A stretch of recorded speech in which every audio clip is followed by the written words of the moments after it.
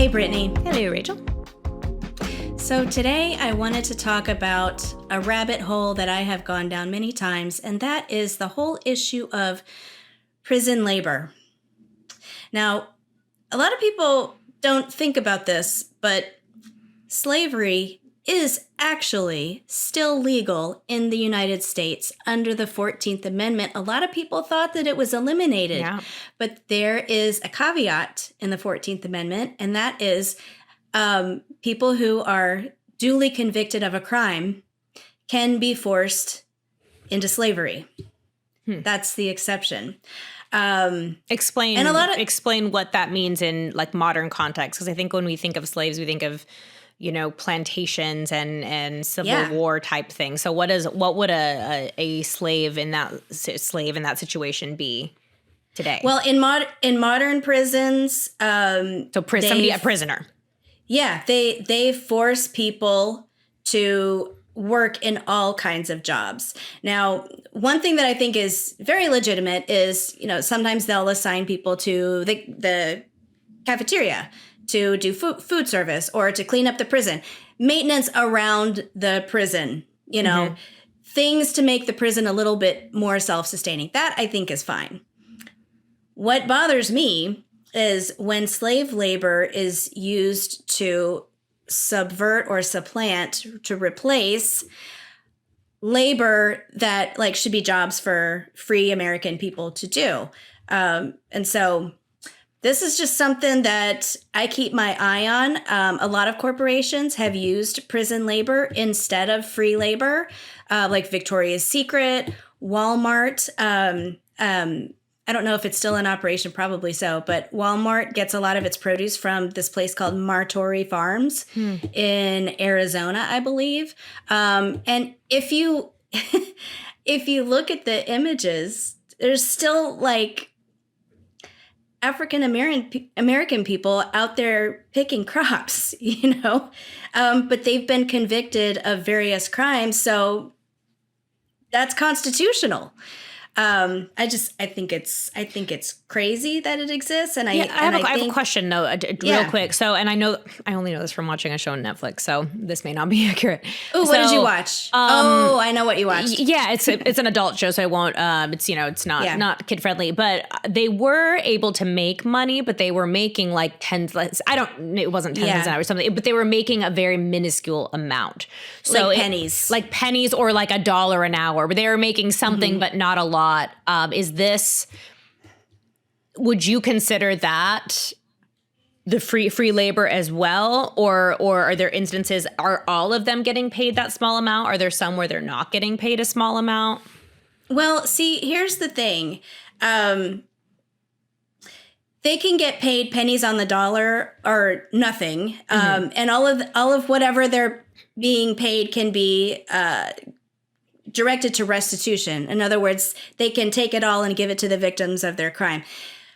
That doesn't bother me so much as the incentive for companies like call centers, like companies that make electronics, to use prisoners instead of like normal people who want a job. So, think about it. Instead of paying someone minimum wage and complying with OSHA laws, which is like safety laws around the workplace, which can be quite burdensome. You want people safe, but OSHA That's a compliance whole other episode. it can be very, very expensive. And sometimes the rules make no sense.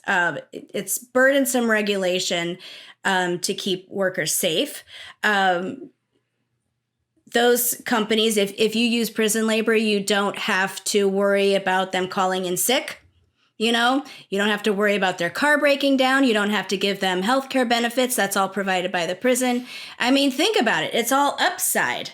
So there's a lot of temptation for companies to use this labor. And in fact, I wasn't able to find it recently. I think the story is so old that it's kind of fallen off the easy to find Google search. But There was a story in Texas of this electronics company that closed down, fired all their workers. They moved 5 miles down the road inside a prison and just began operations inside the prison using all the inmates. So all those free workers lost their job to prisoners. I think that's a problem. I think we shouldn't depend on low wage, like a slave population in this country for our economic well-being. I think all free Americans deserve a chance to have a job and work and do a good job and get ahead. And so I'm always on the lookout for situations like that where prison labor is used. I'm also I have a couple questions go ahead. About that. So, and I think you're going to get into the difference between a private prison and a public prison here in a second. So I have another question, but we'll follow up on that later. My question would be, would you feel differently? Because I am also very pro like giving prisoners something to do while they're in there, whether that's learning a skill or like I know that there are some people who like you can get your barber's license or your hair cutting license or your paint nail, like do nails technician license while you're in prison, which is great because then you can transition into the real world. And it's very hard to find jobs once you get out of prison and get those jobs. So like skills, I'm thinking like, is it so bad for them to be earning money, even if it's a little bit of money? Because I know in the show I watched, but I think you're going to get to it with your public versus private prisons. But I know in the prison or in the show I watched, they were allowed to keep that money for themselves and put it on their books, as they called it, which is how you can like buy things in prison. But so I'm going to let the audience kind of ruminate on that. But then I want you to get into your next point because I think you're going to bring up the thing I want to talk about. So let me just answer that, especially about the barber's license, because you can get all of the skills, but then on the outside, when you go to get your cosmetology license or whatever you need to pass a background check. And you can't because you've been in prison. So what good are those skills then if you can't get a license, right? Some of that's changing, but again, that's a whole other thing. Yeah, that's a whole episode. A lot of this regulation needs to go away, But yeah, I agree. There should be some amount of training for life on the outside so that they don't revert back to crime. Yes, GED, improving themselves. This isn't about, they're not really learning a skill, I guess, necessarily if they're doing. But I do want to make sure we have time. I really want you to jump into the difference in the two prisons just to keep us on track because we could go in a million different directions. Oh yeah. So private prisons, that is basically a private company that opens a prison and they basically get a grant from the government to take care of these prisoners. And a lot of small towns actually in the middle of nowhere actually love these private prisons coming to town. There's a lot of jobs for the townspeople, as prison guards and that's one job that the prisoners can't have is prison guard. And there are jobs that the prison brings, but then their economy begins to depend on the prison. And then what if crime goes down? And so this is the whole other thing is, do we really want to create an incentive to imprison more people? That's what scares me right there. Yeah. Yes. And prison labor, like there were laws against it. Like if you kind of know the lore about like after the Civil War, a lot of people ask, who's going to pick our cotton if we don't have slaves anymore? Well, and then they jumped right into chained gangs of convict labor. Convict labor became a thing right after. So that became a significant part of the workforce. And then they kind of made some changes. And then in around 86, they liberalized prison labor again to utilize the workforce that is in prison.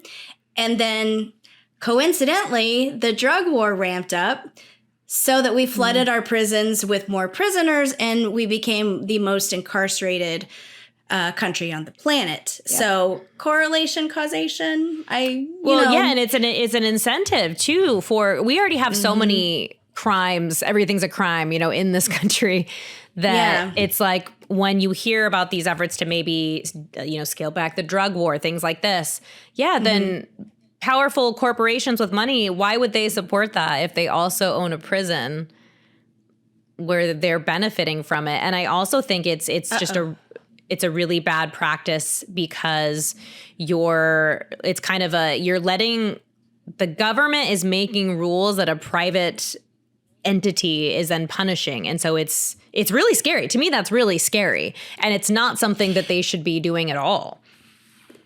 It's the incentives that bother me. And I'll tell you why this has come back into my thought process lately is all the deportations of the illegal workers here. And there's some back and forth as to how much of that workforce is the priority, how many illegals are actually working versus do they have like temporary work visas, like are they going to get deported or not? So I don't know. That all remains to be seen, whether we're going to have enough labor in existence.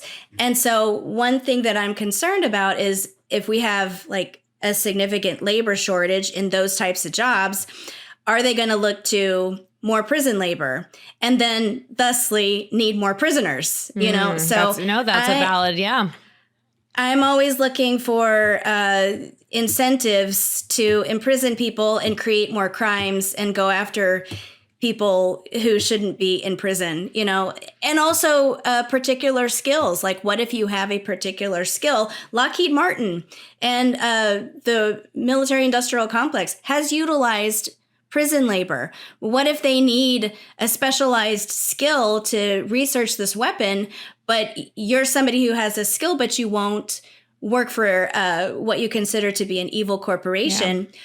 But if they target you and get you in prison, then you have no choice. Yeah. So that's something that scares me. I guess that's a little dystopian, but it's just something that I'm on the lookout for. And I never want to see happen. No, I think these are all really good points. And I think it goes back to an episode we had just a few episodes ago about government and private partnerships when they get together and they create a whole new beast, which is something to always be on the lookout for. But really good topic. And we'll see. Hopefully the dystopian nightmare you mentioned doesn't happen. We'll see, but we'll I always want to be wrong about that. We'll leave it there. Don't forget to like and subscribe to the podcast. And until next time, we will talk to you later. All right. Bye-bye.